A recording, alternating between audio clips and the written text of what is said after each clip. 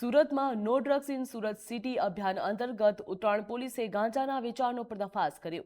બાતમીના આધારે રામપાટ હળપતિવાસમાં દરોડા પાડવામાં આવ્યા હતા અને ગાંજાનો જથ્થો રાખીને તેનું વેચાણ કરતા આરોપીની પોલીસે ધરપકડ કરી છે। પોલીસે આરોપી પાસેથી કુલ 1.389 કિલોગ્રામ ગાંજો જપ્ત કર્યો, જેની કિંમત આશરે 69450 રૂપિયા થાય છે।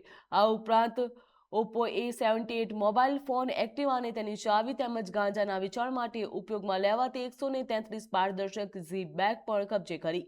પોલીસે કુલ 96,950 રૂપિયાનો મુદ્દામાલ જપ્ત કર્યો છે। પ્રાથમિક તપાસમાં ગાંજો પૂરો પાડનાર રાજન નામના શખ્સનું નામ પણ સામે આવ્યું છે। તેને વોન્ટેડ જાહેર કરવામાં આવ્યો છે। ગાંજાના સપ્લાય અને સમગ્ર નેટવર્ક સુધી પહોંચવા માટે આરોપીની પૂછપરછ પણ હાથ ધરવામાં આવી છે।